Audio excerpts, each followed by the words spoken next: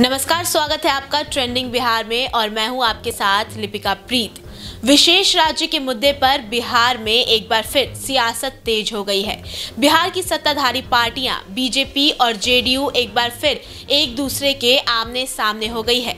विशेष राज्य के मुद्दे पर एक तरफ जहां जेडीयू केंद्र सरकार पर दबाव बना रही है, वहीं दूसरी तरफ बीजेपी के नेता नीतीश सरकार की ही नीतियों पर सवाल खड़े कर रहे हैं।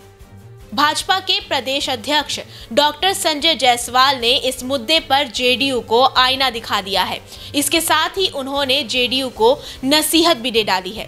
भाजपा अध्यक्ष का कहना है कि 2020 में विधानसभा चुनाव के समय जब पार्टी सत्ता का फॉर्मूला सेट कर रही थी तो बिहार के 7 निश्चय के आधार पर दोनों पार्टियों के बीच समझौता हुआ था।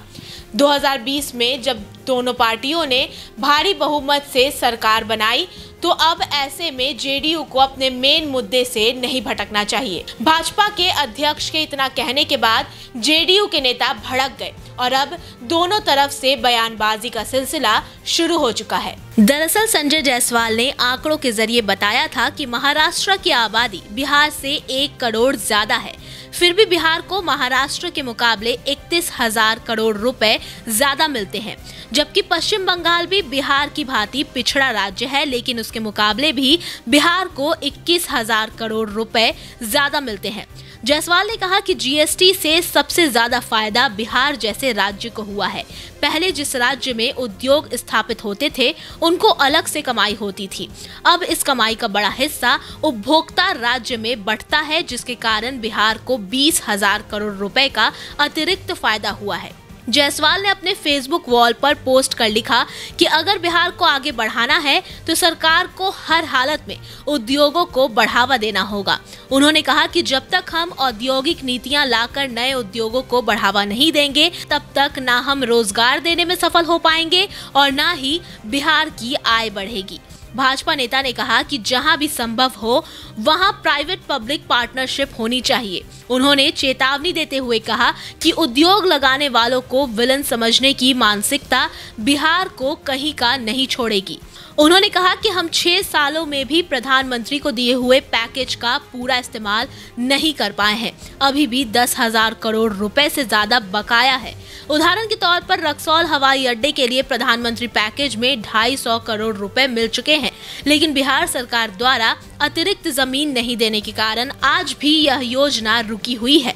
भाजपा नेता ने नसीहत देते हुए कहा कि केंद्र सरकार की योजनाओं का समुचित उपयोग करना होगा। उन्होंने कहा कि पिछले वित्तीय वर्ष में 6,000 करोड़ की राशि बिहार सरकार को आवंटित की गई थी, लेकिन जल नल योजना के मद में हमने यह पैसे नहीं लिए। उन्होंने सरकार को नसीहत देते हुए कहा कि सरकारी राशि का उपयोग कल्याणकारी योजनाओं में होना चाहिए। जायसवाल ने कहा कि 2020 में एनडीए सरकार का गठन आत्मनिर्भर बिहार के 7 निश्चय के आधार पर हुआ था। हमें इस मूल मुद्दे से कभी भटकना नहीं चाहिए। इधर संजय जायसवाल के बयान के बाद भाजपा की सहयोगी पार्टी जेडीयू भड़क गई। जेडीयू ने पलटवार करने में देर नहीं की। जेडीयू के प्रवक्ता नीरज कुमार ने आंकड़े दिखाते हुए कहा है कि खुद उनकी पार्टी के नेता और उप मुख्यमंत्री तारकिशोर प्रसाद ने 2022-23 के बजट से पहले केंद्रीय वित्त मंत्री को मेमोरेंडम सौंपकर विशेष राज्य के दर्जे की मांग की थी। उन्होंने सवालिया लहजे में कहा कि क्या उन्होंने गलत किया था। उन्होंने ही कहा कि बिहार को 2018 के बाद केंद्र से कम राशि मिल रही है। नीरज कुमार ने दावा करते हुए कहा कि केंद्र राज्य पैटर्न के अलावा बिहार को अलग से कुछ नहीं मिल रहा है। उन्होंने कहा कि विशेष राज्य का दर्जा हमारा हक है और इसके लिए हमारा संघर्ष जारी रहेगा। जेडीयू का मानना है कि बिहार को विशेष राज्य का दर्जा मिलेगा, तभी यह बिहार औद्योगिक प्रदेश बन सकेगा। फिलहाल इस खबर में इतना ही। आप बने रहें ट्रेंडिंग बिहार के साथ। अगर आपने अब तक हमारे यूट्यूब चैनल को सब्सक्राइब नहीं किया है तो जरूर सब्सक्राइब कर ले, साथ ही हमारे फेसबुक पेज को भी लाइक कर दे। खबरों को विस्तार से पढ़ने के लिए हमारी वेबसाइट ट्रेंडिंग बिहार पर जरूर विजिट करें। धन्यवाद।